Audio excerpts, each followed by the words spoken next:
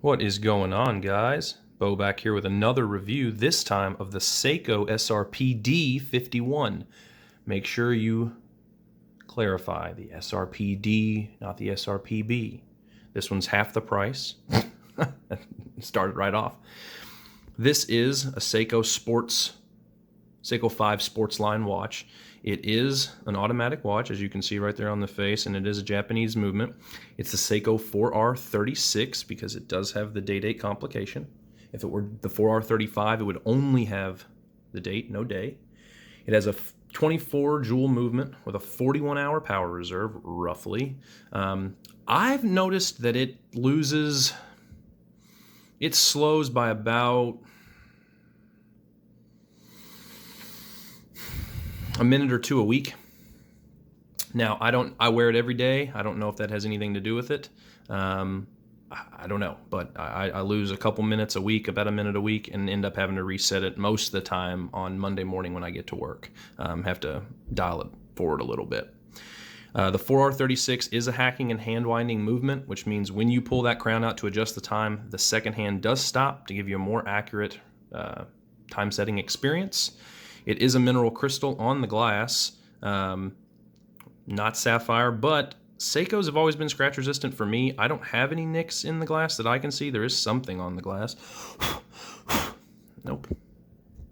There we go, and we're back. It has a crown in the 4 o'clock position, which is a first for me. If you can see, it does cause a hot spot on me a little bit, but it's nothing that makes me not want to wear the watch. It's just, it can be a little buggy sometimes. And the crown guards are very, very sharp, as annoying as that is to say. It's got a unidirectional 120 click bezel, and it's got Lumi Bright on the hands and the indices. The bezel is all done in like a painted blue aluminum insert, and as you can see, it does wear. The paint does come off, and it's painted on the markers as well. The 10, 20, 30, 40, 50 markers are painted, so they will come off with time and usage. It does have a really nice stainless steel bracelet with a fold-over clasp and pushers, security pushers. As you can see, it does wear, and it does take the brunt of the wear. It's got a couple micro adjusts for. I've found that that's actually plenty for this watch. And it's very easy to use a tool to micro adjust those, and as you fluctuate with the seasons, whether or not you're sweating or whether or not you're swelling up or thinning down with the winter, it's very easy just to pop it off and use a little spring bar tool to get that lined back in. I think it's a beautiful faced watch. All of those indices are applied, and you can see, if I turn it, you can see the depth on them. I'll come back. It's got a sunburst blue dial. It's almost a navy blue. Depending on the light, it really pops, or it almost looks black. I mean, if you just kind of glanced at this, you would think it was black, but then if I hit the light, the navy starts to pop. It's also got a lot of good chamfering on the glass. I don't know if that's actually what it's called. It's called chamfering on a pocket knife, but it's got a really nice edge that has been done, and it makes for some awesome refractions in the light. Like you can see the bottom there is catching those indices, and it just makes for a really interesting looking watch, and I find myself just kind of staring off into it more than I'm happy to admit. I think it's an absolutely beautiful watch. I wear it every single day.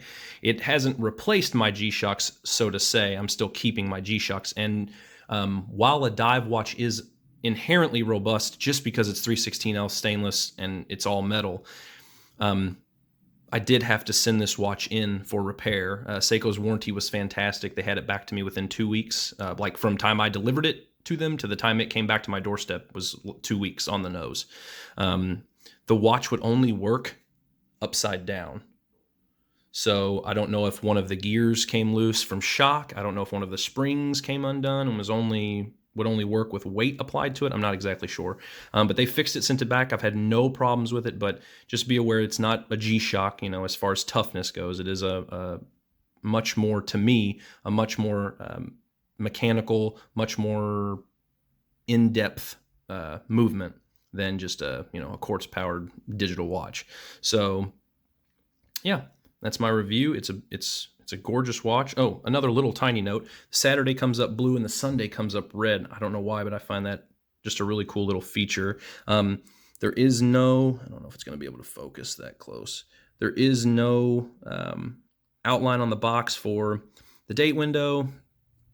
I would have probably liked to see a little of that polished stainless or polished chrome around it. I think that would have added a lot to this watch, but it's coming in at like the $220 price point, so you're not going to get everything. And honestly, LumiBrite on this is fantastically applied. It's applied evenly, it's applied thickly, and it does maintain its brightness. So yeah, I would have liked to see some chrome or some polished stainless around that date window, but that aside, it is a fantastic watch with some extremely high-end. Like I said, that LumiBrite has no business lasting that long.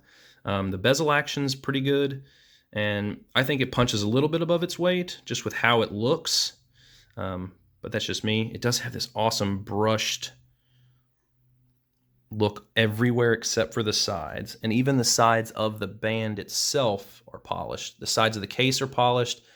The bezel itself is polished on the sides with that double slit coin edge, and then the sides of the links are all polished as well, but most of the watch is brushed, and I think it looks absolutely amazing. Well, there you have it, guys. My review of the Seiko srpd-51.